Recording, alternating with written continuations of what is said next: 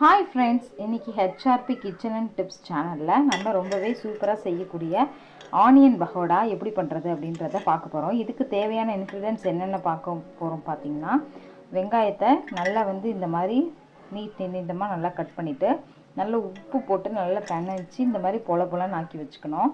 அப்புறம் இதில் கடல மாவு, இன்றைக்கி அரிசி மாவு, ஜீரகம் இதெல்லாம் சேர்த்து மிக்ஸ் பண்ண போகிறேன். வாங்க இதை எப்படி செய்யலான்னு பார்க்கலாம்.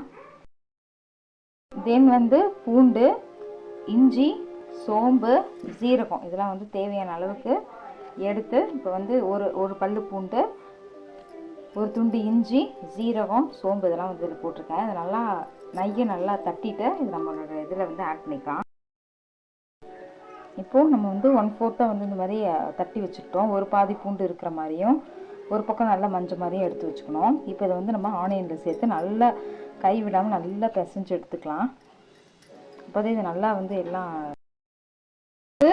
காரத்துக்கு ஏற்ற பச்சை மிளகாய், இஞ்சி, பூண்டு, சீரகம், சோம்பு தட்டி வச்சது எல்லாத்தையும் இந்த வெங்காயத்தோடு சேர்த்து கொஞ்சமாக உப்பு போட்டு நல்லா பிசைஞ்சு விட்டாச்சு. இப்போ இது நல்லா தண்ணி விட ஆரம்பிச்சிருச்சு.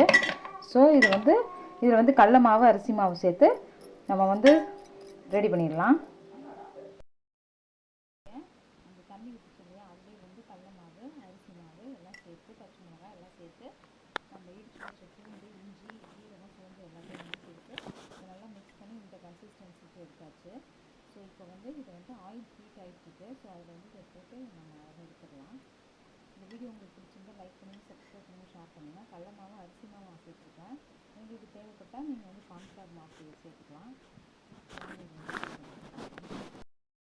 காஞ்சிருச்சு. இதில் நம்ம போட்டு வச்சிடலாம்.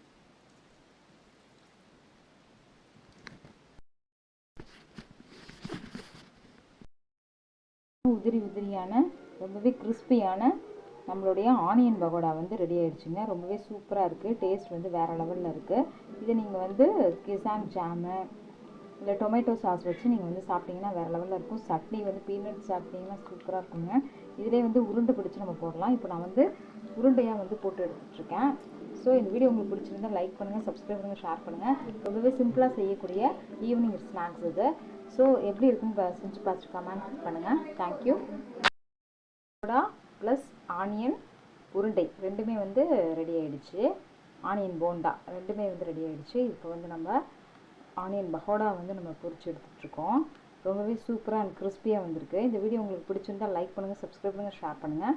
ப்ளீஸ் உங்கள் ஃப்ரெண்ட்ஸ்க்கும் ஷேர் பண்ணுங்கள், கமெண்ட் பண்ணுங்கள். தேங்க்யூ. ரொம்பவே சாஃப்ட் அண்ட் கிறிஸ்பியான ஆனியன் போண்டா ரெடி ஆகிடுச்சு.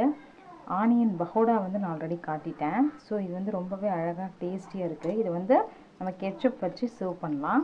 இந்த வீடியோ உங்களுக்கு பிடிச்சிருந்தால் தயவு செஞ்சு சப்ஸ்கிரைப் பண்ணுங்கள், லைக் பண்ணுங்கள், சப்போர்ட் பண்ணுங்கள். நம்ம சேனலுக்கு சப்போர்ட் பண்ணுங்கள். தேங்க்யூ.